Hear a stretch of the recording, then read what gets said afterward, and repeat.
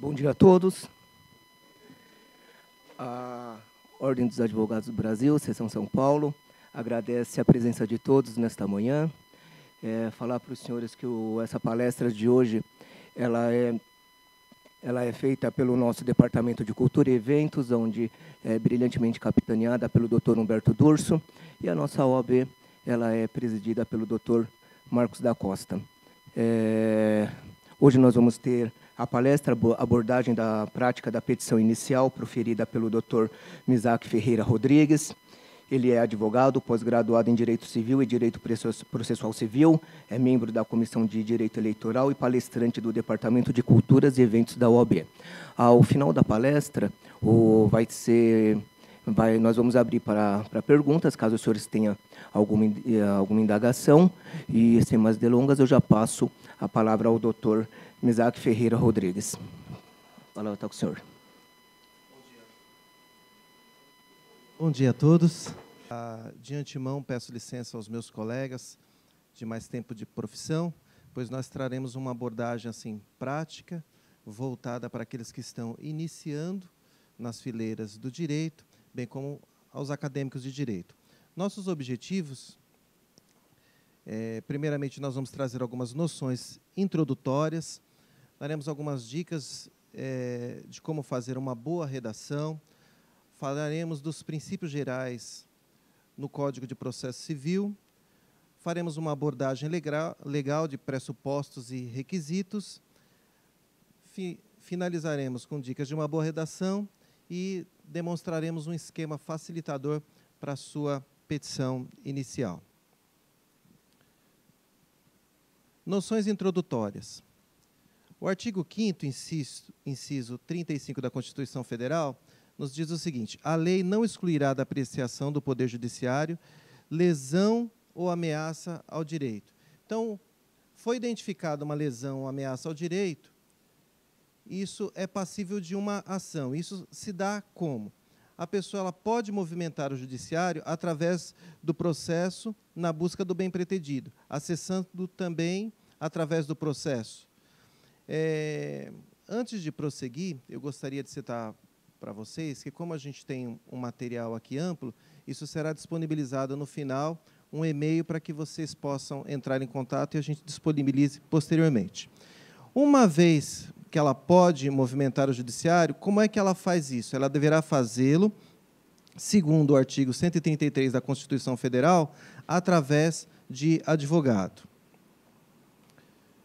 O artigo 2º do CPC diz o seguinte: o processo começa por iniciativa da parte e se desenvolve por impulso oficial, salvo as exceções previstas em lei. Então, o início do processo ele se dá através da petição inicial.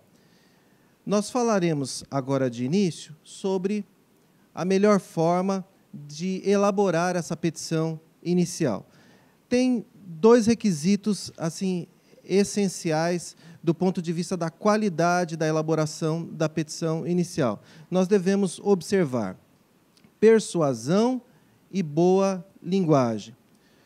Persuasão.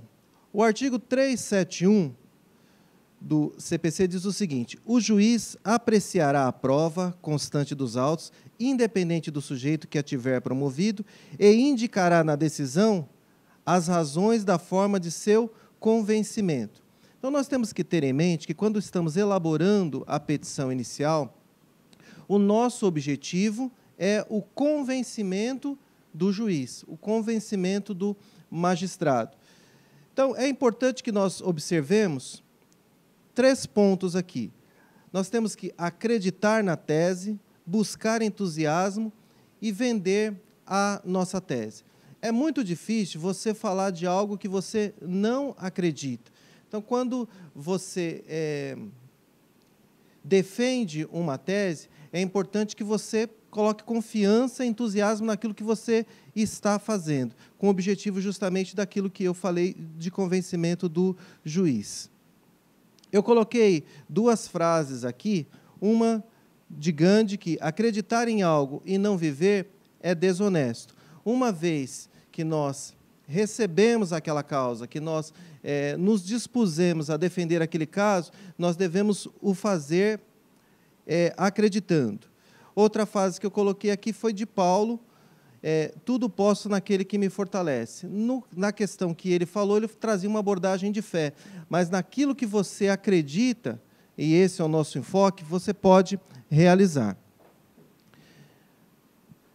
Para aqueles que estão iniciando, é importante nós nos atentarmos quanto ao hábito da leitura. É muito importante nós termos uma leitura constante e disciplinada, não necessariamente de temas ligados ao direito, mas é importante a constante leitura e que isso seja feita de forma disciplinada, porque a leitura ela aumenta o nosso vocabulário. É importante usarmos de criatividade, ousar ser diferente. Eu coloquei um trecho aqui que diz: o homem nobre faz planos nobres e, graças aos seus feitos nobres, permanece firme. Aquilo que nós acreditamos indica quem nós somos. Então, se nós pensamos em fazer o nosso melhor, é este nosso melhor, é esta crença nossa que vai nos possibilitar ter uma carreira firme. É importante também a leitura de um bom dicionário jurídico, porque o dicionário jurídico ele traz para você a elucidação de muitos termos técnicos. Então, muitas vezes, pelo significado do termo técnico, você já consegue avançar no seu raciocínio. Quando da elaboração dos parágrafos na petição inicial, é importante que nós tenhamos a preocupação de fazê-lo com unidade, coerência e uma sequência lógica. Unidade, coerência e uma sequência lógica. A unidade fala de uma ideia principal. Dentro do parágrafo, quando nós o estivermos elaborando, nós não podemos partir de um assunto para o outro. É importante que, naquele parágrafo, nós fixemos aquela ideia principal. Há necessidade de que o parágrafo tenha anexo, tenha harmonia, tenha coerência. E uma sequência lógica. Ao desenvolver, nós temos que chegar no sentido que nós estamos objetivando. E, sem dúvida, a experiência e a prática cotidiana são os melhores instrumentos para evoluir na tarefa de elaboração da petição inicial. Não tem como desenvolver o seu conhecimento, a qualidade do seu trabalho, sem a prática. Hoje, muitos estão seduzidos pelos modelos prontos, né, e muitas vezes retratam numa petição inicial ou numa peça contestatória aquilo que não diz respeito a si próprio. É importante nós termos em mente que, quando da audiência, nós defenderemos aquilo que foi escrito. Então, é importante que aquilo que foi escrito traduza aquilo que você acredita. Então, devemos fugir dos modelos prontos e investir na prática cotidiana da elaboração das nossas petições. Eu falei ali atrás do convencimento do juiz, que nós devemos vender a nossa tese. E aqui eu coloquei esse item: como vender o peixe com elegância. Primeiro, é fundamental o uso correto da língua portuguesa. Muitos de nós tiveram deficiências quando da sua formação inicial básica, no que tange o ensino fundamental, e muito disso não foi corrigido, ou nada disso foi corrigido na faculdade. Então, é importante que nós enveredemos por um caminho de trabalhar essa questão do uso correto da língua portuguesa, através de cursos de língua portuguesa, através da utilização, sempre tendo ao seu lado ali um dicionário para evitar a repetição de palavras, para poder usar melhor sinônimos. É importante nós evitarmos o uso de abreviações e gírias. Nós temos o nosso linguajar coloquial, o nosso linguajar do dia a dia. A petição ela requer uma formalidade. Isso não quer dizer uma falsa erudição, mas uma formalidade na nossa maneira de escrever. O uso de gírias e de um falar mais coloquial só deve constar da petição inicial em situações que seja imprescindível para a interpretação, para a compreensão dos fatos. E aí nós colocamos ali, isso deve ser feito entre aspas. Deve-se atentar para a linguagem correta, clara e objetiva. Eu entendo que este posicionamento de linguagem clara, correta e objetiva deveria funcionar como uma peneira. Meu pai, ele era pedreiro, e me veio agora esta exemplificação, como se fosse uma peneira de pedreiro mesmo, que você, peneirando areia, só sai aquilo depurado. Então, quando você faz o seu texto, você deve passar por esta peneira. Se ele está claro, se ele está correto, se ele está claro e se está objetivo. Então, passa pela linguagem correta, passa pela clareza e pela objetividade, de forma que, ao fazer isso, você vai observar que você vai... É como se fizesse uma limpeza no texto. Quando você relê, fazendo este diagnóstico, objetivando este resultado, você vai ver que você vai diminuir o seu texto, ele vai ficar mais claro. Raciocínio jurídico. Quando nós efetuamos a entrevista do nosso cliente, ele traz muitas informações que para ele são importantes, mas que não têm relevância jurídica. É importante que nós passemos para a petição inicial aquilo que tem relevância jurídica. Fundamentação e consistência, habilidade de interpretação e exposição. Na petição inicial, nós devemos usar sempre a terceira pessoa. Sempre a terceira pessoa. Então, quando nós iniciamos a petição inicial, de que forma que nós o fazemos quando dá qualificação? Fulano de tal vem perante Vossa Excelência. Esta qualificação ela está em terceira pessoa e todo o restante da petição deve prosseguir desta forma. Então, eu trouxe alguns exemplos aqui. Não se diz grifos nossos. Normalmente, quando você coloca uma jurisprudência, você assinala o texto ali, negrita o texto que lhe interessa, o correto é dizer grifos do subscrito, ou grifou-se. Não se diz em meu entendimento, deve ser dito do entendimento do autor. Não se diz em que pese o nosso respeito pela parte contrária, deve-se dizer em que pese o respeito nutrido pela parte contrária. Não se diz os nossos tribunais têm entendido, deve ser dito os tribunais pátrios têm entendido. Lembrando sempre que cada um tem a sua forma de escrever, mas são sugestões nesta ideia de manter sempre a petição escrita na terceira pessoa. Ainda dentro desse contexto, é importante observar que quem fala na petição é o autor.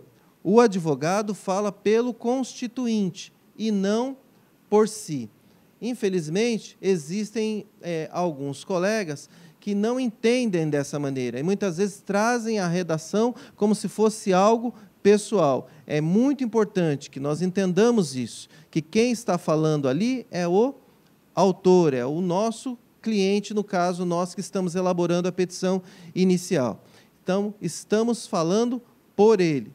Não se deve confundir o autor com o advogado. Autor, quem pede. O advogado, através de quem se pede. E aí eu coloquei mais um exemplo. Não se diz o entendimento deste causídico. O advogado não fala por si, mas por seu constituinte. Outra observação é que a petição ela deve conferir credibilidade a quem escreve. Então, se eu busco o convencimento do magistrado, eu tenho que passar algo afirmativo, algo positivo. Então, expressões que denotam incertezas, elas devem ser evitadas. Então, devemos evitar falar eu acho que, talvez, não sei, é possível que, eu sinto. Essas expressões e outras tantas dentro desse contexto, elas trazem essa ideia de incerteza. Isso não nos ajuda no convencimento. Metáforas são bem-vindas, mas sem exagero. É importante que, como eu já falei, o texto ele tenha a sua identidade. O texto ele tenha a sua cara. Então, tem pessoas que elas têm mais facilidade e faz parte do linguajar dela certas expressões. Eu coloquei aqui algumas metáforas como se o processo fosse um embate, fosse uma guerra. Então, os argumentos do autor são indefensáveis. O autor atacou os pontos fracos da ré, mantendo o foco no cerne da questão. Os argumentos do autor foram direto ao alvo. O autor destruiu, através de suas assertivas, com quaisquer argumentações da ré. Se vocês observarem, essas frases estão ligadas a essa metáfora de guerra, de combate. Evitar petições enfadonhas, com redundâncias. Então, muitas vezes, nós temos muletas, tanto no nosso linguajar, e muitas vezes se traduzem para escrita. Como, por exemplo, aí, então, que, repetido várias vezes. Trazer para o texto o necessário. Descrever apenas o que tem relevância. Volto a frisar o que nós abordamos. Relevância jurídica. Nós não podemos colocar tudo aquilo que o nosso cliente falou, sendo que boa parte do que ele falou muitas vezes não tem interesse processual. Ele traz situações, acontecimentos que não vão interferir na decisão do juiz. E muitas vezes poluem a nossa petição, avolumam e não nos traz um resultado eficiente. Procurar arranjar a frase num ritmo envolvente, continuado, tornando mais inteligível e agradável a leitura. É óbvio que nós fazemos a petição e o nosso desejo é que ela seja lida. Então, nós devemos trabalhar nesse sentido, naquilo que nós escrevemos, passando aquela peneira que nós já falamos, com relação à qualidade do texto, e também é importante nós o colocarmos de uma forma que a leitura seja agradável, trabalhando a questão do espaçamento, dos parágrafos, do tamanho dos parágrafos. Trabalhar um pouquinho o que a gente colocou aqui como recursos emocionais. Você pode trabalhar na tua petição inicial também frases com interrogação. As frases com interrogação, elas podem ter dois caminhos. Um seria você efetuar a pergunta para que a própria pessoa que está lendo, no caso, o magistrado, efetue a resposta. Então, por exemplo, ação de reparação de danos. Como poderá o autor viver com os prejuízos causados pelo réu? Então, diante de toda uma abordagem que você já fez, diante de todo um contexto, você chega nesta pergunta para que o próprio juiz efetue a resposta. Busca, e um outro ponto, é aquela que o advogado efetua a pergunta e ele mesmo traz a resposta. Por exemplo, numa ação de cobrança. Quem descumpriu a obrigação de pagar? Certamente o réu. Então, você já faz a pergunta e já traz a resposta. Outro recurso emocional é a exclamação. Na exclamação, se busca, de forma sentimental, lançar afirmações tocantes, relacionadas ao sofrimento, ao júbilo, à ira, dentro daquele contexto do caso concreto. Alguns exemplos aqui, na ação de reparação por dano moral. O autor não é corrupto, não é o corrupto que o réu afirmou. Em última análise, as provas estão aqui, claras e evidentes. Ai do réu, pois a espada flamejante da justiça o disciplinará. Nesta última frase, nós temos a metáfora e nós temos a exclamação. Como eu disse a vocês, são sugestões, tem textos aqui que eu utilizaria, que eu não utilizaria, mas o que é importante? Que você identifique aquilo que cabe na sua petição. Outro ponto interessante, eu não sou defensor da mentira.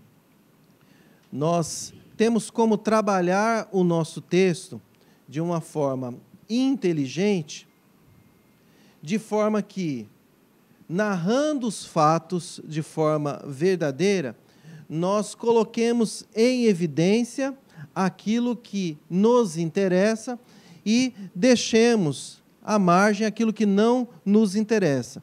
Vez por outra deverá desviar-se de uma abordagem, enfatizando os prós do seu cliente. Pontos periféricos são trazidos para o centro e pontos centrais são colocados na periferia. Eu não vou falar daquilo que prejudica. Obviamente, eu não vou falar daquilo que prejudica o meu cliente. Vou ressaltar os pontos positivos, colocar mais luz, mais cor naquilo que é positivo, naquilo que interessa, naquilo que corrobora com o objetivo que eu quero alcançar nos pedidos da minha exordial, e vou deixar de lado, vou colocar ali num lado sombrio, num lado mais escuro, sem evidência, aquilo que prejudica o meu cliente. E quando a lei não é favorável?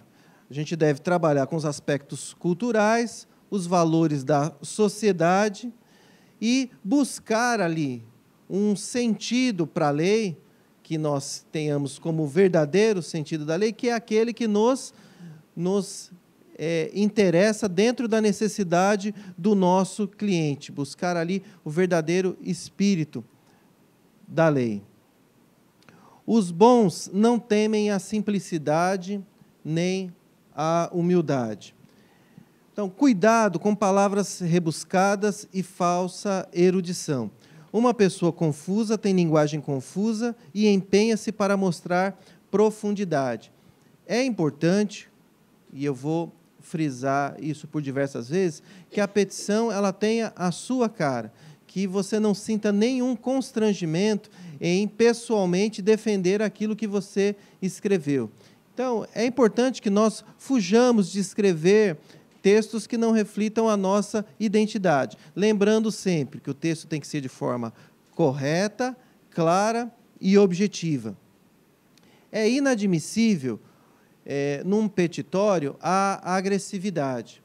Como eu falei, tem muitas vezes colegas que não têm esse entendimento e muitas vezes se colocam de uma tal forma no lugar do cliente que aquela situação pessoal do cliente passa a ser a sua.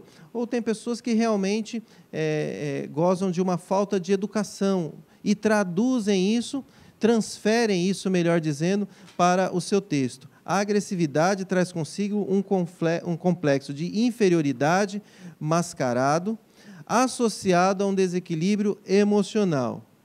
Não se vence com o braço ou com o grito, mas com a boa técnica e o argumento convincente.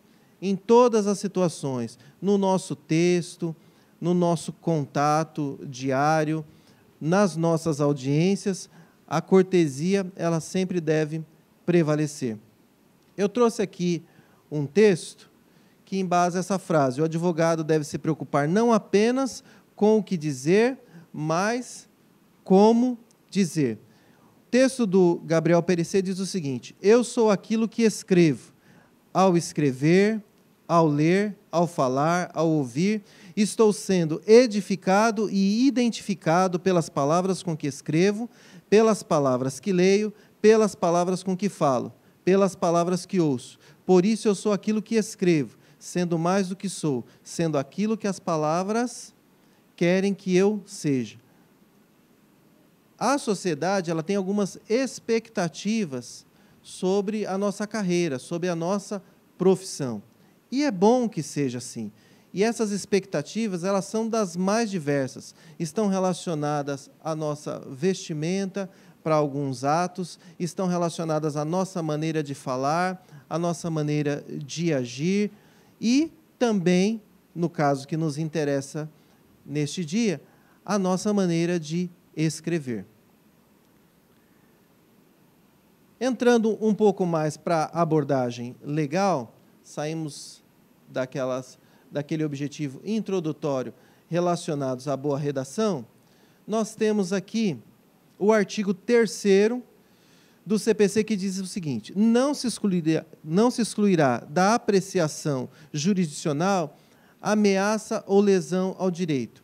Nessa etapa agora eu vou estar trazendo para vocês princípios que nós poderemos invocar em caso de necessidade. Então, esse do artigo 3º é o direito de ação. Princípio da razoável duração do processo. Ela está no artigo 4º do CPC. As partes têm o direito de obter, em prazo razoável, a solução integral do mérito, incluída a atividade satisfativa. Nós não vamos tecer esclarecimentos sobre esses artigos aqui. O texto, na realidade, ele já é elucidativo, só separei aqui para vocês estes princípios que podem ser invocados. Princípio do contraditório, ampla defesa e isonomia. Está aqui preceituado nos artigos 7º, 9º e 10º. Artigo 7º. É assegurada às partes paridade de tratamento em relação ao exercício de direitos e a faculdades processuais, aos méritos de defesa, aos ônus, aos deveres e à aplicação de sanções processuais, competindo ao juiz zelar pelo efetivo contraditório.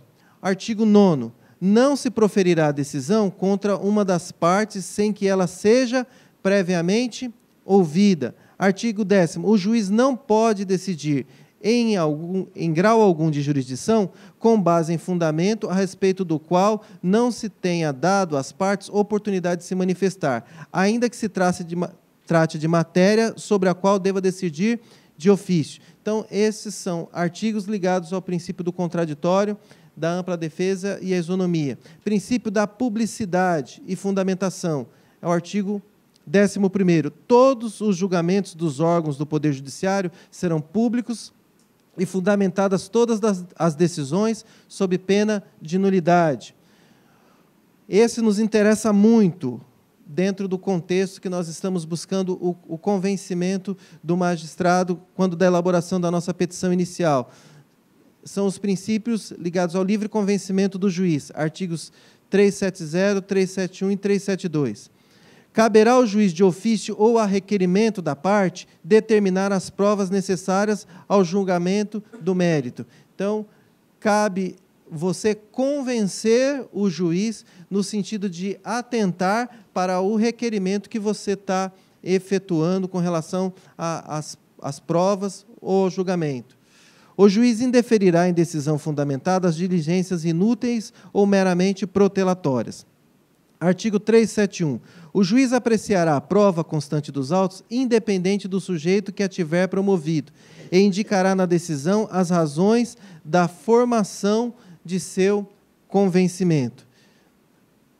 Frisa aí o convencimento. Estamos sempre trabalhando essa ideia de que a nossa petição busca convencer o magistrado. O juiz poderá admitir a utilização de prova produzida em outro processo, atribuindo-lhe o valor que considerar adequado, observando o contraditório. Então, estes são os artigos ligados ao livre convencimento do juiz. Vamos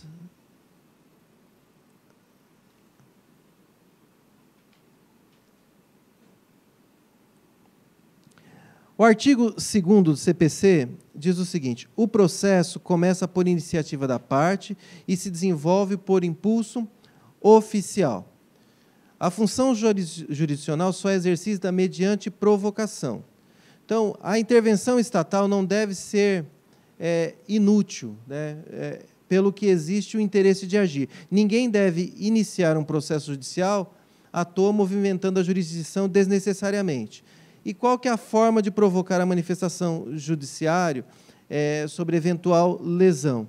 É através da petição inicial, que fixa os fatos, a causa de pedir, os fundamentos jurídicos e os pedidos. Então, como nós vimos ali naquele resumo, e mais enfaticamente, mais claramente aqui no artigo 17, para postular em juízo é necessário ter interesse e legitimidade. Interesse. A prestação jurisdicional do Estado deverá ser manifesta mediante a necessidade ou, ao menos, a utilidade de intervenção desse. Então, é necessário que a pessoa tenha uma condição, uma necessidade, um desejo de ingressar para obter aquele resultado pretendido no Poder Judiciário. E a legitimidade? A legitimidade, o autor deve estar legitimado para agir em relação ao objeto da demanda e ainda deve propô-la contra aquele que, por força da ordem jurídica material, deve suportar as consequências da demanda. Então, a legitimidade, ela se dá que aquela pessoa que está propondo a ação, ela, dentro de um contexto legal, seja a pessoa apta a fazê-lo. E também aquela pessoa que está respondendo a ação, dentro de um contexto legal, ela seja apta a estar respondendo aquele processo. Ao receber a inicial, de acordo com o artigo 330, se não preencher estes requisitos de legitimidade e interesse de agir, a petição inicial será indeferida. Se, porventura, esta consequência se der de falta de legitimidade, falta de interesse de agir, se der após a fase postulatória, então será extinta a ação sem julgamento do mérito. Isso está no artigo 485 do CPC. Então, no artigo 330, de início, ao receber a petição, o juiz já identifica a falta de interesse de agir ou a parte ser ilegítima, ele indefere a petição inicial. Após recebimento da inicial ou da peça contestatória, indicando, verificando essa falta de interesse de agir ou esta legitimidade, de acordo com 485, aí ele vai declarar a extinção da ação sem julgamento do mérito. Outro item, possibilidade jurídica do pedido. É a aptidão no ordenamento jurídico que a demanda do autor possui para ser julgada. O direito pretendido pode até não existir, e, no caso, posteriormente, ele será julgado improcedente. Entretanto, o pedido deve ser permitido no direito. Por exemplo, não se pode, por mais que se tenha interesse de agir, e por mais que seja identificada até uma legitimidade, mas você não pode, por exemplo, ingressar com uma ação para poder receber um bilhete do jogo do bicho, porque não encontra amparo, é um resultado impossível, né? Não existe possibilidade jurídica para receber algo que é ilegal. Quando a parte apresenta a demanda de manifesta impossibilidade jurídica, por certo, não se trata de carência de ação, mas sim de uma verdadeira improcedência do pedido, e é resolvida, então, de mérito. Isso está no artigo 487. Então, em situações de impossibilidade jurídica do pedido, a solução ela é de mérito e está no artigo 487. Agora, falemos do artigo que trata propriamente da petição inicial. Artigo 319. Nós vamos fazer a leitura dos artigos e depois vamos falar de cada parte. Artigo 309. O juízo indicará. A petição inicial indicará o juízo a que é dirigida. 2. Os nomes, os prenomes, o estado civil, a existência de união estável, a profissão, o número de inscrição no cadastro das pessoas físicas ou no Cadastro Nacional de Pessoa Jurídica, o endereço eletrônico, o domicílio e a residência do autor e do réu. O fato e os fundamentos jurídicos do pedido. O pedido com as suas especificações. O valor da causa. As provas com que o autor pretende demonstrar a verdade dos fatos alegados. A opção do autor pela realização ou não de audiência de conciliação ou mediação. Vamos ler aqui os parágrafos. Caso não disponha das informações previstas no inciso 2º, que é justamente aquele que trata da qualificação, poderá o autor, na petição inicial, requerer ao juiz diligências necessárias à sua obtenção.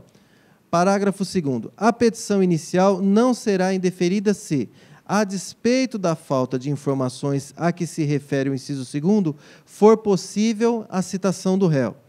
Parágrafo 3º. A petição inicial não será indeferida pelo não atendimento ao disposto no inciso 2º deste artigo, se a obtenção de tais informações tornar impossível ou excessivamente oneroso o acesso à justiça. Artigo 320. A petição inicial será instruída com os documentos indispensáveis à propositura da ação. E o artigo 321. O juiz, ao verificar que a petição inicial não preenche os requisitos dos artigos 319 e 320, ou que apresenta defeitos e irregularidades capazes de dificultar o julgamento do mérito, determinará que o autor, no prazo de 15 dias, a emende ou a complete, indicando com precisão o que deve ser corrigido ou completado. Parágrafo único. Se o autor não cumprir a diligência, o juiz indeferirá a petição inicial. Vamos começar pelo inciso 1º do artigo 319, que trata justamente do endereçamento. A matéria de competência é de alta complexidade. A aplicação adequada das regras de complexidade é fundamental para o endereçamento completo. Como é do nosso conhecimento, o Poder Judiciário ele é composto de vários órgãos. E a petição inicial ela deve ser endereçada para o órgão correto, para o órgão competente a apreciar aquela demanda. Eu trouxe aqui uma regra geral, que está relacionada aos direitos reais, cujo rol está no artigo 1225 do Código Civil. Quando a ação é fundada em direito pessoal e a ação fundada em direito real sobre bens imóveis, ela deve ser proposta no foro de domicílio do réu. Então, quando a ação é fundamentada em direito pessoal ou em direito real sobre bens imóveis, o endereçamento correto é o do réu, conforme o artigo 46 do CPC. Ação fundada em direito real sobre bens imóveis, ela deve ser proposta no foro da situação da coisa, conforme o artigo 47 do CPC. Quando a união for autora, o endereçamento se dará no domicílio do réu, artigo 51. Quando a união for ré, será o domicílio do autor ou no da ocorrência do fato, ou no da situação da coisa, ou no Distrito Federal. No caso das ações de divórcio, separação, anulação de casamento, reconhecimento e dissolução de união estável, o domicílio do guardião, ou seja, daquele que detém a guarda do filho menor, incapaz. Nas mesmas ações, quando o casal não tiver filhos, será no domicílio onde residia o casal. E se nenhuma das partes tiver permanecido, não havendo filhos, e se nenhuma parte tiver permanecido no antigo endereço, será no domicílio do réu. Então, o autor promoverá a ação no domicílio do réu, caso nenhum resida mais na residência do casal. Ação de alimentos. O domicílio ou residência do alimentando, para quem se pedem os alimentos. Está no artigo 53. Caso de pessoa jurídica, será a sede da empresa. No caso de pessoa jurídica, mas que a obrigação foi contraída em outro lugar, numa sucursal, numa agência daquela empresa. Então, vai ser no lugar onde foi contraída a obrigação. Também está no artigo 53, inciso 3º-B. O lugar onde a obrigação deve ser satisfeita para ações que exigirem o cumprimento de obrigação. Esse será o endereçamento. O lugar onde residir o idoso para as ações fundadas no Estatuto do Idoso. Ações de reparação de dano no lugar do ato ou do fato, e dano também sofrido por acidente de trânsito, inclusive aeronaves, no domicílio do autor ou no local do fato. Esses endereçamentos eles são de suma importância para que não haja nenhum equívoco quando da distribuição da ação. Nós trouxemos aqui alguns exemplos de endereçamento. Havendo apenas um juiz, comarcas pequenas, onde o juiz ele é ao mesmo tempo civil, criminal, da fazenda, da família. Então, o endereçamento seria: Excelentíssimo senhor doutor, juiz de direito da comarca D, havendo mais de uma vara e sendo uma delas cível. Excelentíssimo senhor doutor, juiz de direito da vara cível da comarca D, havendo várias especializadas, como, por exemplo, aqui a vara de família. Excelentíssimo senhor juiz de direito da vara da família e sucessões da comarca D. Existem situações que esse endereçamento é feito, como no exemplo aqui, de forma genérica, pois existem mais de uma vara naquele fórum e será efetuada uma distribuição por sorteio. Vamos falar agora da qualificação, inciso 2º. É obrigação do advogado fazer a qualificação das partes da forma mais completa possível para que não restem dúvidas quanto à identidade destas e para que se possa ter sucesso na citação. Os itens de qualificação que nós lemos lá no artigo, eles já eram necessários na redação do CPC anterior. Na legislação anterior, não havia a necessidade do RG e do CPF, que agora consta da redação, mas nós já colocávamos isso nas nossas peças com esse objetivo de melhor efetuar uma individualização mesmo das partes. Agora é uma exigência. Nessa nova redação também entrou a existência de união estável das partes, e também o e-mail da parte. Isso deve constar da qualificação das partes.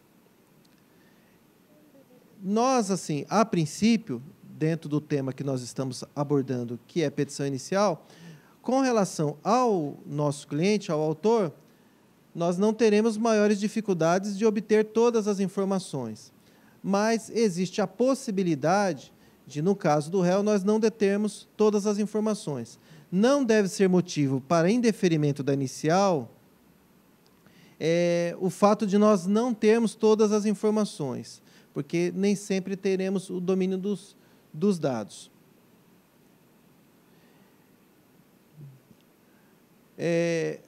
Como se deve dar a qualificação?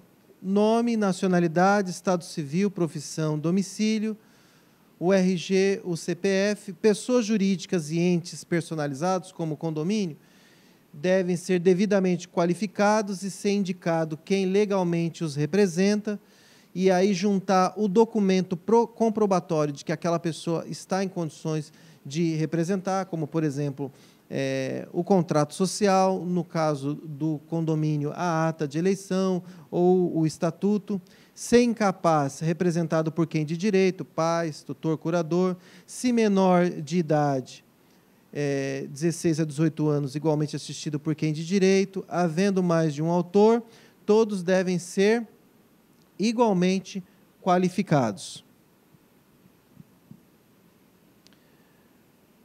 Na legislação anterior, nós tínhamos a divisão do procedimento em comum e especial, e o rito em ordinário e sumário. No novo CPC, deixou de ter essa divisão dos ritos. Não existe mais a divisão sumário e ordinário.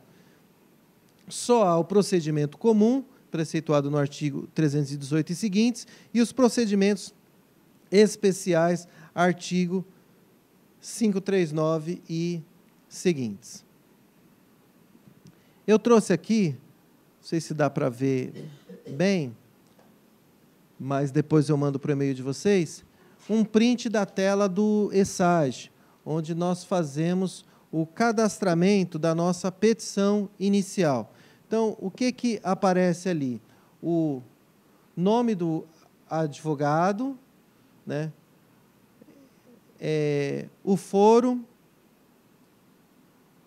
a competência, a classe do processo, no caso do exemplo que eu coloquei aqui, seria um divórcio consensual, o assunto principal, outros assuntos, e aqui ficou faltando colocar o valor da causa. Então, essas informações, elas obviamente constarão da tua petição e serão necessárias para efetuar este cadastramento que é efetuado pelo advogado. Qualificação do réu. O réu deve, na medida do possível, ser igualmente qualificado, seja um ou mais, seja pessoa física ou jurídica. Se algum dado for desconhecido, deve ser mencionado qualificação desconhecida. Os atos de qualificação, só para enfatizar, são necessários para a individualização das partes, bem como para a prática dos atos de citação. Então, nós devemos realmente, no que tange ao réu, nos esmerar para conseguir todos os dados necessários para a qualificação, justamente objetivando a individualização e objetivando a citação do réu. Inciso 3º, vamos falar dos fatos. Parágrafo que nós comumente colocamos lá, dos fatos. O direito nasce do fato. Sem existência de um fato de caráter juridicamente relevante que crie um direito, inexiste a causa de pedir. Então, nós devemos descrever os fatos ocorridos com a maior clareza possível, demonstrando-os de forma que possa justificar a propositura da ação. Sempre procurando colocar isso, não falando demais. O que seria falar demais? Aquilo que nós conversamos sobre. O cliente lhe passa uma história e você passa aquela história que muitas vezes não tem relevância jurídica para a petição, aquilo alonga a tua petição. Pode gerar, inclusive, dúvidas, questionamentos sobre a índole, sobre a personalidade do seu cliente, o fato de você escrever demais. Não se alargar em comentários e argumentos para depois voltar. Aquilo que nós falamos da unidade do parágrafo, você focar em fazer um comentário sobre aquele assunto dentro daquele objetivo que você está buscando. Muitas vezes a pessoa vai lá na frente para depois retornar, fica sem lógica sequencial e aquilo traz confusão a quem está lendo. Então, você não deve abrir muito, trazer unidade no seu parágrafo, no seu texto. Não escrever muito, somente o necessário. Importante que nós escrevamos e depois tentemos ali fazer uma síntese, corrigindo tanto a questão da língua portuguesa, como também procurando reduzir o texto, deixando de forma clara, mas menor. Não se arriscar demais, pois ainda não sabe a capacidade do adversário. Nós devemos ter ousadia no nosso texto, mas às vezes pecamos pelo excesso. Então, algumas afirmações às vezes são feitas que até de forma desnecessária, são feitas afirmações que depois são facilmente rebatidas pela parte contrária e essas afirmações que eram desnecessárias acabam colocando dúvidas sobre a nossa, uma vez rebatidas pela parte contrária, acabam colocando dúvidas na nossa argumentação. Neste tópico, não há que se emitir conceito de mérito, apenas de forma mais clara possível, narrar o ocorrido. É importante que nesse parágrafo, onde nós estamos narrando os fatos, nós o façamos de forma a parecer o mais isento possível. Aquilo ali é a verdade. Então, nós não fazemos emitindo conceitos, emitindo opiniões. Nós apenas relatamos os fatos dentro daquilo que nós já abordamos, trazendo mais luz àquilo que nós temos interesse que o juiz observe com relação ao nosso cliente, deixando mais de lado aquilo que a gente não quer chamar a atenção para o nosso cliente, mas fazendo isso dentro do nosso texto de forma a demonstrar uma isenção, como se nós estivéssemos contando apenas, narrando apenas o ocorrido. Fundamentos jurídicos, o que comumente nas nossas peças nós chamamos do direito. Os fundamentos jurídicos do pedido consistem em demonstrar que os fatos narrados, quando colocados à luz da ordem jurídica, produzem consequências. Então, é neste momento que a gente adentra o mérito. De forma lógica e coerente, deve o autor demonstrar a aplicação do direito ao fato narrado. Então, é o momento em que você, uma vez narrados os fatos, você ali vai apresentar o preceito legal, você vai apresentar a doutrina, a jurisprudência, de forma a demonstrar, de forma que, ao demonstrar isso, surja o direito do seu cliente, aquilo que foi lesionado e a necessidade da reparação. Fundamentar o pedido, traçar um paralelo entre o caso concreto e a eventual proteção jurídica que merece entender. Então, demonstra a legislação, a jurisprudência, a doutrina e, comparando com o fato concreto, obviamente tem que sair ali o que você quer em termos de reparação para o seu cliente. Deve-se informar legislação, jurisprudência e doutrina. A legislação, talvez até nós falemos ali mais na frente, mas eu já vou mencionar para vocês. A legislação, nós devemos evitar a transcrição de leis na nossa petição. Vocês vejam que nós hoje lemos alguns textos e nós o fizemos justamente com esse objetivo de alcançar os acadêmicos de direito, mas o texto legal é algo cansativo. E ele ali no texto, ele cria um volume. Então, é interessante que, referente à Constituição e à legislação federal, creio ser, e aí vai de cada um, creio ser desnecessária a transcrição do texto legal na petição. Você cita o artigo, mas aquilo, obviamente, o juiz já tem conhecimento daquela lei federal, já tem conhecimento da Constituição, e isso é desnecessário. Mais à frente a gente vai voltar a falar sobre isso. Jurisprudência. Deverá constar ao final da citação o tribunal, número do processo, nome do relator, data de julgamento e a fonte, onde foi publicado. Jurisprudência, também nós devemos fugir de colocar diversas jurisprudências. Devemos fugir de colocar jurisprudências sobre temas que já estão pacificados. Devemos evitar de... Por exemplo, caso de dano moral por negativação indevida do nome da pessoa. A pessoa faz uma peça e coloca lá 10 jurisprudências sobre este assunto. Creio ser desnecessário, polui. É interessante nós entendermos que o juiz ele vai ler em uma tela.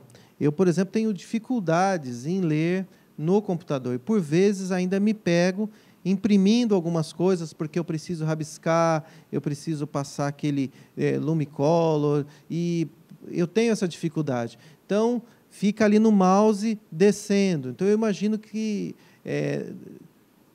a gente não pode querer dificultar as coisas que já são difíceis. Então, dentro daquele contexto que nós falamos que a nossa petição deve ser agradável, nós devemos fugir do excesso de jurisprudência. Qual é a jurisprudência que nos interessa? Ao meu ver, a jurisprudência do tribunal que irá analisar a sentença. No nosso caso, qual que é a jurisprudência que nos interessa? A do TJ de São Paulo.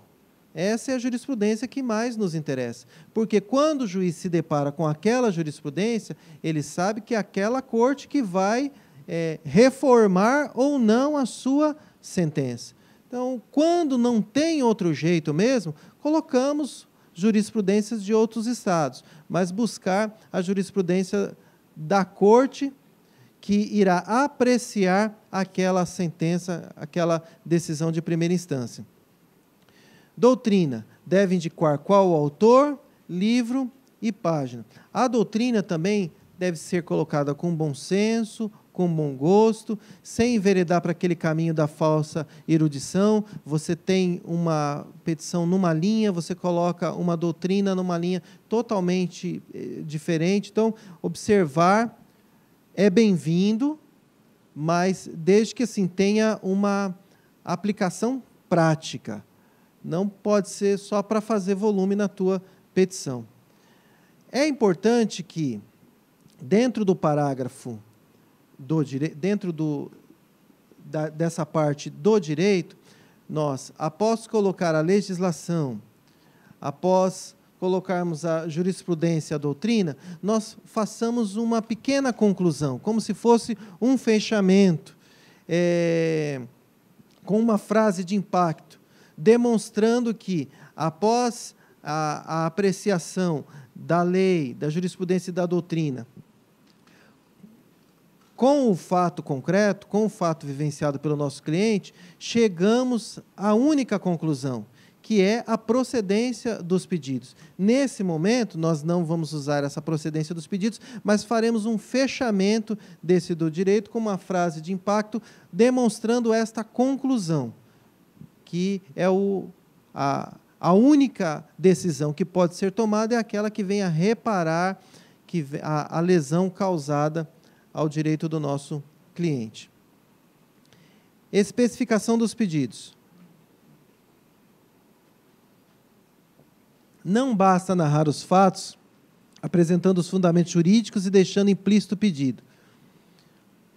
É necessário que você mencionou ali a lesão, a necessidade do teu cliente na causa de pedir, próxima e remota, você o faça também nos pedidos, especificando ali o que efetivamente você deseja. Resguardar as exceções. Ao elaborar uma petição inicial, resguardadas as exceções, ao elaborar uma petição inicial, o autor deve formular um pedido certo e determinado em relação ao gênero, à qualidade e à quantidade. Então, por exemplo, nas ações declaratórias, obviamente o seu pedido vai ser simplesmente de uma declaração. Nas ações constitutivas, então, você que busca modificação, criação ou extinção de uma relação, você vai buscar justamente este pedido. Por exemplo, numa ação de divórcio, anulação de contrato, entra dentro desse segmento das ações constitutivas. Nas ações condenatórias, formular o pedido de forma que não haja dúvida da prestação certa por parte do réu. Então, efetivamente, você tem que demonstrar ali, por exemplo, se há uma obrigação de fazer, uma obrigação de não fazer, etc. A petição inicial será indeferida quando?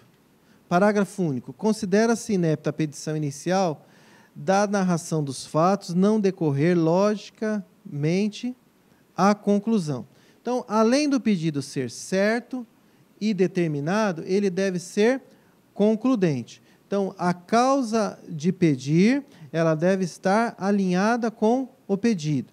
Então, você não pode ter algo na causa de pedir e deixar de formular isso nos pedidos. Você argumenta na causa de pedir e no pedido você não conclui com este pedido, como também não pode acontecer o inverso. Não constar na causa de pedir e aparecer nos pedidos. E a causa de pedir deve ter como conclusão os pedidos. Tem que ter lógica neste raciocínio. Tornou-se desnecessário, que nós estamos falando do novo CPC, tornou-se desnecessário colocar o pedido de citação do réu, pois não figura mais como requisito essencial da petição inicial. O autor deverá informar se tem ou não interesse na realização de audiência de conciliação ou mediação. Isto é uma exigência. Se você não colocar na tua petição inicial se tem ou não interesse na audiência de conciliação ou mediação, o juiz irá determinar a emenda da inicial. Só não haverá audiência de conciliação se, porventura, as duas partes se manifestarem pelo desinteresse na realização dessa audiência. Então, o normal agora, a regra geral, é que haja audiência de conciliação. Você vai e se manifesta pela não realização. A parte contrária também não tem interesse, só nesse caso não será realizada. E, mesmo assim, o juiz ainda poderá determinar a realização. Depois, informará o pedido propriamente dito, ou seja, o que é almejado. Então, nas sequências dos pedidos, após você manifestar-se sobre o desejo ou não da audiência de conciliação, aí você vai informar os teus pedidos, que são a conclusão da tua causa de pedido, os teus argumentos. Deve ser requerida também a condenação do réu nos ônus da sucumbência, na multa, e se couberem honorários advocatícios.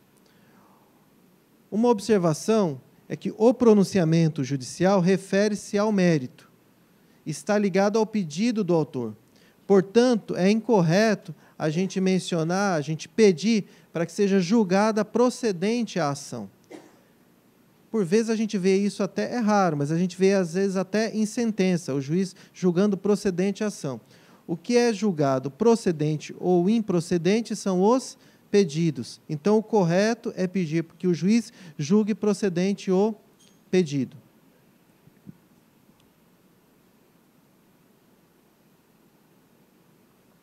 Embora o autor possa ter juntado na sua petição inicial toda a documentação que considera necessária para provar o seu direito, mesmo considerando que não precisa de mais nada, por precaução, é bom requerer todo o gênero de provas em direito admitidos e pedir, desde logo, o depoimento pessoal do réu como medida preventiva. Tendo certeza das provas que necessitará, deverá efetuar o pedido de forma específica, pericial, testemunhal, depoimento pessoal, já justificando, mesmo na inicial, já justificando, quando possível, a necessidade destas provas. Lembrando sempre que, exceto raras exceções, o ônus da prova do fato constitutivo de seu direito é do autor. Portanto, deverá esmerar-se por produzir o que há de melhor. Então, aquele que alega, ele tem a incumbência de provar. Então, nesse sentido, nós devemos nos esmerar para reunir o máximo possível de comprovação daquilo que nós estamos alegando. Voltando à situação dos exemplos lá do meu pai, é interessante observar que a petição inicial é como se fosse um alicerce de uma casa. Se você faz alicerce para 2 cômodos e um banheiro, você não vai conseguir depois construir uma casa com várias suítes, né? Se você faz um alicerce para fazer um telhadinho, você não vai conseguir bater 3, 4 lajes. Então, é importante que, quando da confecção da petição inicial, nós estejamos preparados para que a situação seja resolvida na audiência de conciliação ou que, em sendo o caso, que a ação seja resolvida no Supremo ou no STJ. Então, este alicerce, ele sendo redundante, né, esse alicerce ele é fundamental. Né, esse alicerce é importante que nós o façamos da melhor maneira possível. A toda causa será atribuído um valor certo, ainda que não tenha conteúdo economicamente auferido. Então, eu não preenchi ali, mas, obviamente, se eu fosse dar prosseguimento ao cadastro, eu teria que colocar um valor da causa. Os incisos 1º ao 8º do artigo 292 informa como nós podemos chegar ao valor da causa. Eu separei aqui algumas exceções previstas em lei para pontuar para vocês. Então, o inciso 6º. Na ação de alimentos, a soma de 12 prestações mensais perdidas pelo autor. Este será o valor da causa na ação de alimentos. 12 prestações mensais. Que não tem nada a ver com o pedido que você na realidade, tem a ver porque são 12 vezes o pedido, mas não tem nada a ver com a pessoa dever aquele dinheiro. Por vezes, a pessoa, quando ela é citada para uma ação de alimentos, ela reage assim, mas eu não estou devendo isso. Alguns já até fazem o pagamento de maneira informal, não fazem por determinação judicial, mas já pagam os alimentos. E aí aparece aquele valor lá, que quando pequeno é de 5 mil, mas pode ser um valor bem maior, dependendo das possibilidades do alimentante. Então, quando aparece aquele valor, a pessoa que é leigo, ela já se depara, mas eu não devo tudo isso. Mas é porque há uma determinação legal que o valor da causa seja 12 prestações mensais. Na ação de divisão, de demarcação e de reivindicação, o valor da causa é a avaliação da área ou do bem objeto do pedido. Esta parte aqui, a gente ainda vai ter que trabalhar melhor o entendimento, porque na legislação anterior era estimativa oficial para lançamento do imposto. Então, no caso nosso aqui de São Paulo, bastava puxar o valor venal de referência que tem no site da Prefeitura. Para ações, por exemplo, como de uso capião, nós já teríamos o valor da causa. Agora, o inciso 7º fala em valor da avaliação da área ou do bem objeto do pedido. Artigo 58. Ressalvados os casos previstos no parágrafo único do artigo 1º, nas ações de despejo, consignação em pagamento de aluguel e acessório da locação, revisionais de aluguel e renovatórias de locação, observar-se-á o seguinte. Então, nessas ações, 12 meses de aluguel. Esse será o valor, por exemplo, numa ação de revisional de aluguel, uma ação de despejo. Ou, na hipótese do artigo 2 do artigo 47, há 3 salários vigentes. O que diz o artigo 47? Quando ajustada verbalmente ou por escrito, e como prazo inferior a 30 meses, fim do prazo estabelecido, a locação prorroga-se automaticamente para o prazo indeterminado, somente podendo ser retomado o imóvel, e aqui eu só coloquei o inciso que nos interessa, que é o 2, em decorrência da extinção do contrato de trabalho, se a ocupação do imóvel pelo locatário relacionada com o seu emprego. Então, o que acontece? Em sendo ação de despejo, num contrato por prazo indeterminado, que já está numa situação de contrato indeterminado, e o imóvel tendo sido fornecido em decorrência do contrato de trabalho, fim do contrato de trabalho, o valor da causa será de 3 salários vigentes.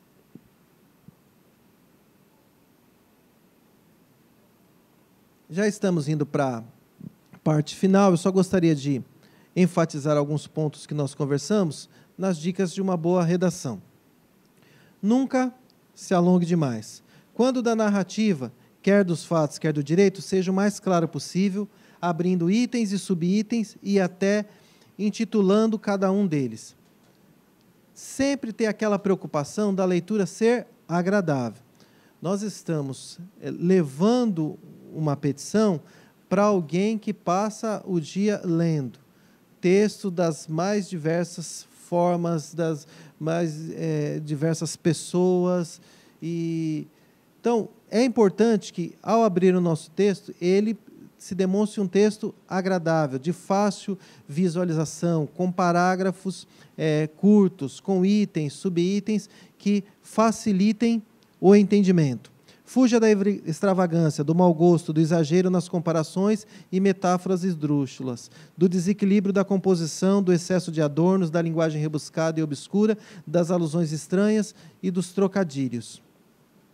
É muito interessante que a tua peça ela reflita você, que na hora que você for defendê-la em audiência, você não tenha nenhum constrangimento sobre o que está ali, que você assinou como sendo seu, porque é seu. Muito cuidado com o uso de ironias. A utilização de tal recurso deve preceder de fineza e sutileza, pois, ao contrário, torna-se grosseria e sarcasmo. Na dúvida, não valha-se de ironias. No futebol, tem um negócio interessante que é o tempo da bola. Então, se quando num escanteio ou num cruzamento da lateral, se o centroavante, o zagueiro, sobe antes, quando ele estiver, antes da hora correta, quando ele estiver caindo, a bola está passando. Se ele sobe depois, quando ele estiver chegando, a bola já passou. Então, tem que ter o tempo da bola, que é o momento certo de saltar, em que a bola vai bater na cabeça dele, ou melhor, que a cabeça dele vai bater na bola. Eu acho que vocês, principalmente as mulheres, aí nem pensavam que era tão complicado assim. Eu também não pensava. Estou vendo agora que fui desenvolver o raciocínio. Isso também se dá para o humor. Eu, por exemplo, admiro muito pessoas que contam piadas, né? E mesmo em apresentações sérias, tem um time do humor, tem esse tempo do humor. Eu sou daqueles que, se eu for contar uma piada, eu tenho que explicar a piada, e não tem nada pior do que isso. Então, eu não posso me valer desse recurso. Na petição, você tem que ver aquilo que você tem o tempo certo para fazer. Então, ironia é uma coisa muito delicada.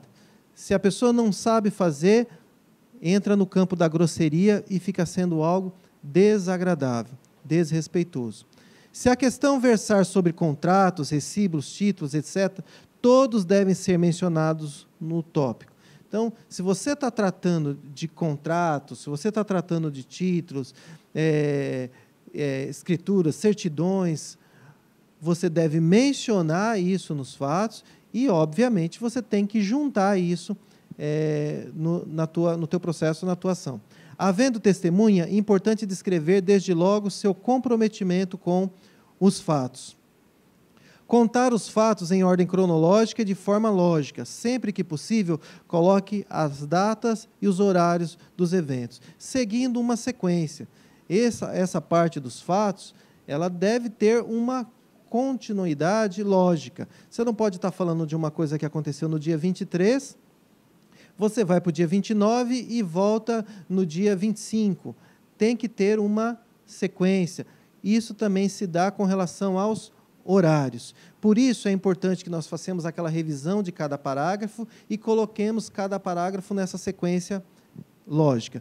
Escrever sobre os fatos importantes.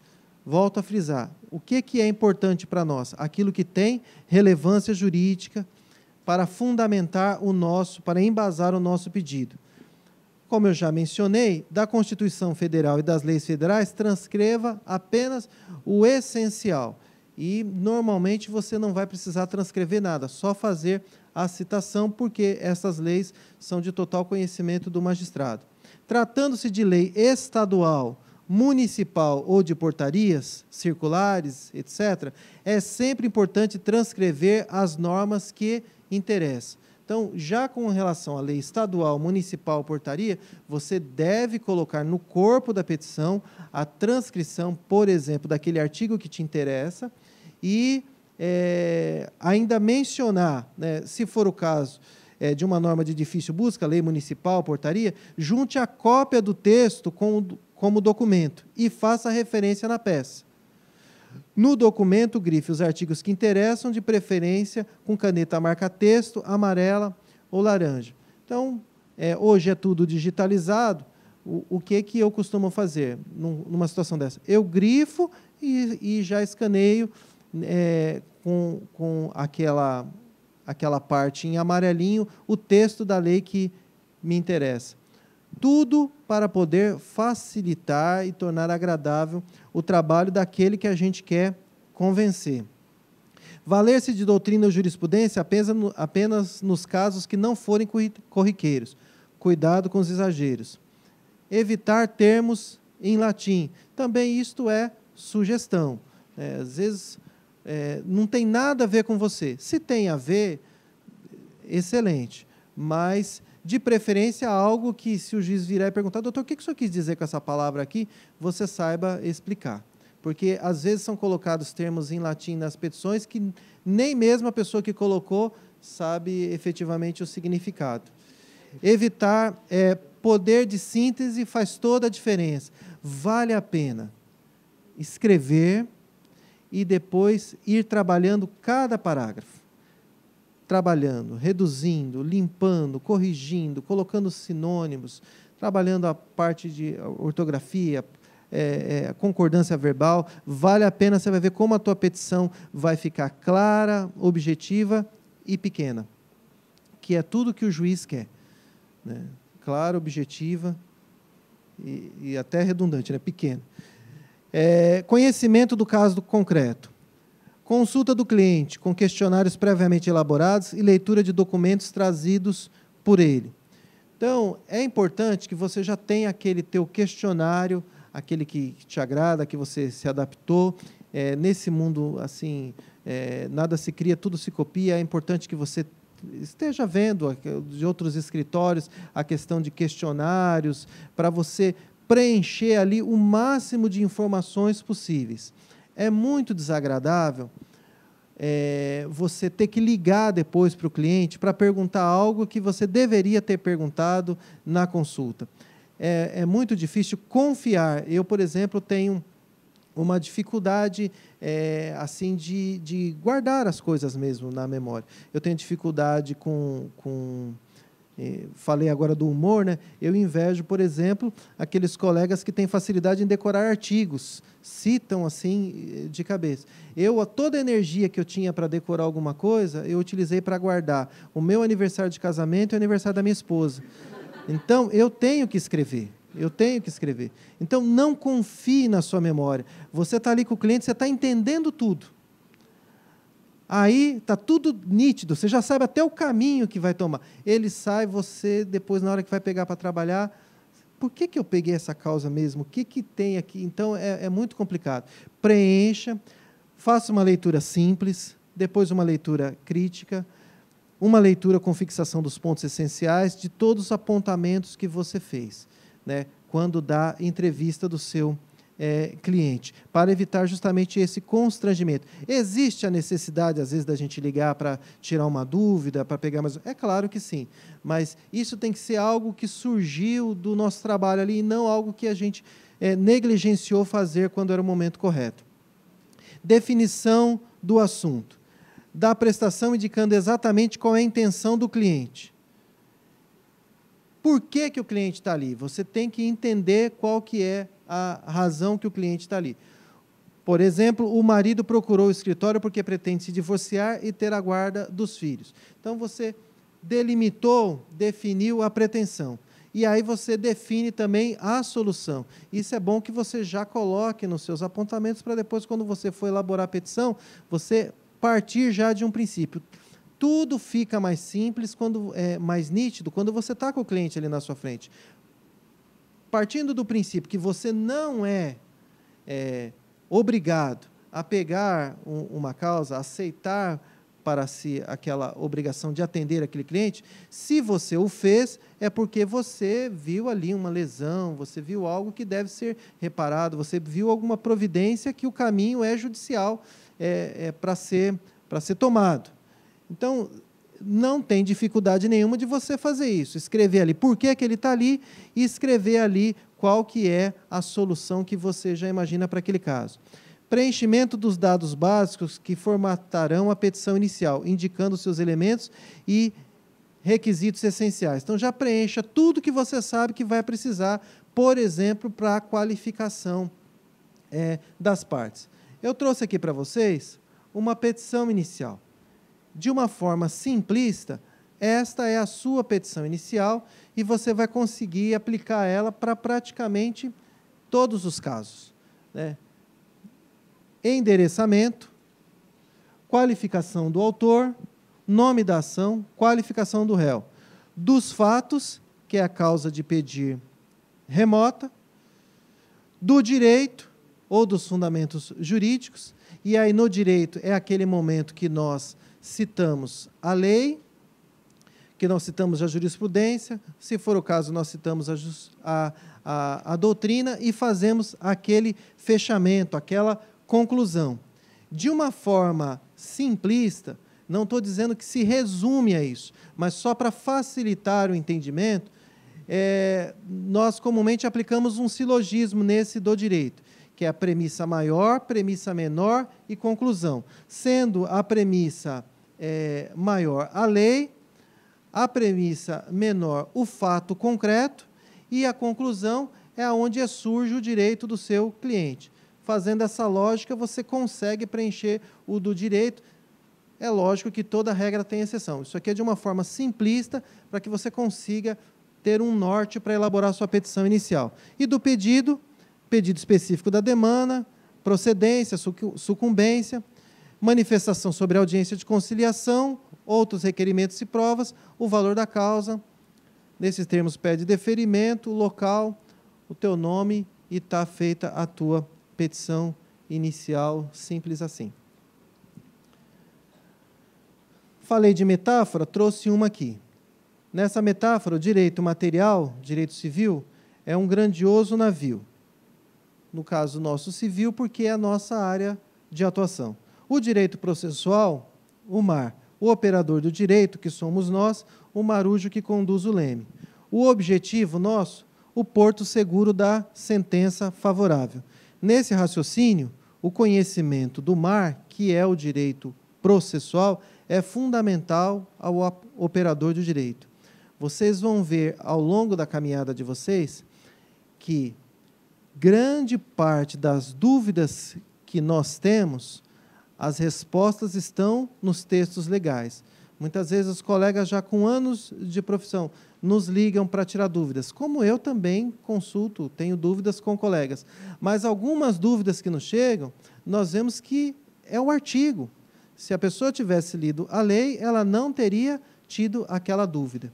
Então, há necessidade, como operadores do direito, que nós conheçamos bem o direito processual. Por fim, sobre tudo que se deve guardar, guarda o teu coração, porque dele procedem as fontes de vida, é uma citação de Salomão em Provérbios. Sobre tudo que se deve guardar, guarda o teu coração, porque dele procede a fonte de vida. Nós estamos num momento muito complicado, né, em que só fala de corrupção. Eu estava preparando esses slides ontem e eu até coloquei uma frase ali que me veio à mente para afirmação, né, para exclamação. O autor não é corrupto. E eu falei, essa é uma frase que nem deve ser utilizada, porque o fato de negar que é corrupto já está incriminando hoje, porque todo mundo nega e todo mundo que está envolvido é corrupto, mas que na nossa caminhada, e eu falo particularmente àqueles que estão iniciando no direito, guarda o teu coração, guarda as tuas emoções, né? Porque é dali que procede as fontes de vida.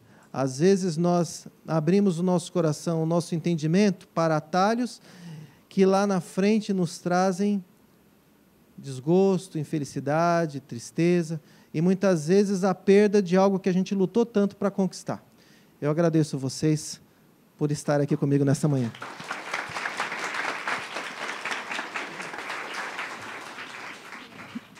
Agradeço ao Dr. Mesac pela brilhante palestra e gostaria de falar para os senhores o seguinte, que esta casa, ela é a casa do estudante, ela é a casa do advogado, ela é a casa de todos os senhores. E aqui os senhores têm uma excelente oportunidade de complementar os estudos.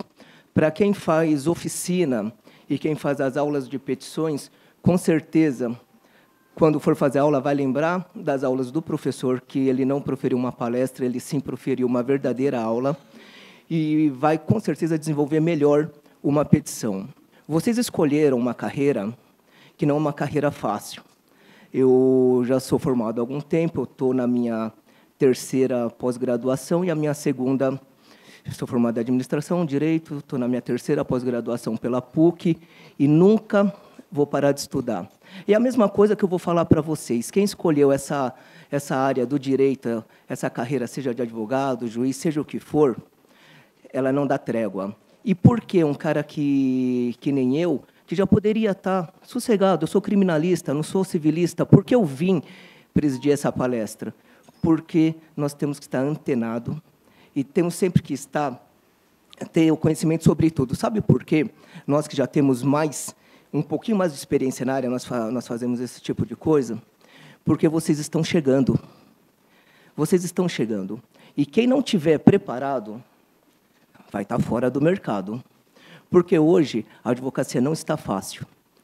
Você tem que estudar muito, você tem que ser o melhor. A advocacia, na verdade, não tem concorrente.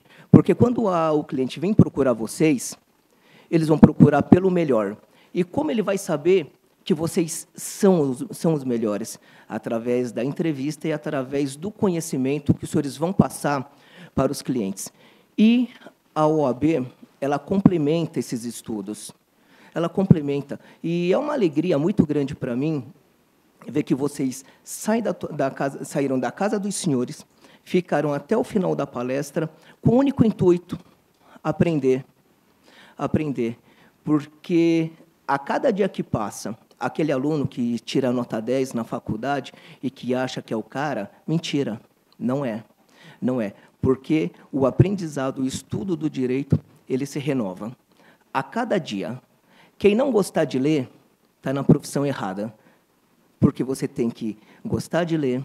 E mais do que você gostar de ler, não é simplesmente ler, você saber o que você está lendo e saber transmitir para outras pessoas. Porque de nada adianta o conhecimento do Dr. Mizaki se ele não souber transmitir para vocês. E quando os senhores têm esse conhecimento, seria um egoísmo muito grande os senhores guardarem para vocês. Tem que transmitir e repassar todo o conhecimento que vocês adquirem. Vocês podem perceber que quando vocês encontram com juízes e professores e eles são arrogantes, eles não têm o conhecimento devido para passar a mensagem que ele gostaria de passar para vocês, porque quanto mais arrogante é o professor, é o advogado, menos ele conhece. Ele menos conhece. Tenha isso. Então, não precisa ficar com raiva daquele professor, daquele advogado ou daquele cara que se acha que sabe tudo, porque, na verdade, ele não sabe nada. Porque a pessoa que não sabe transmitir o conhecimento para terceiros, ele não sabe nada e é uma pessoa egoísta. Dito isto, antes de passar o certificado às mãos do professor, eu pergunto para os senhores se alguém tem alguma pergunta para fazer para o professor. Só um segundo, por favor. Eu vou pedir para a senhora levantar, falar o nome, e a senhora pode fazer a pergunta, tá bom? O microfone está chegando até aí. O microfone para mim? Doutor, o senhor pode falar, responder aqui?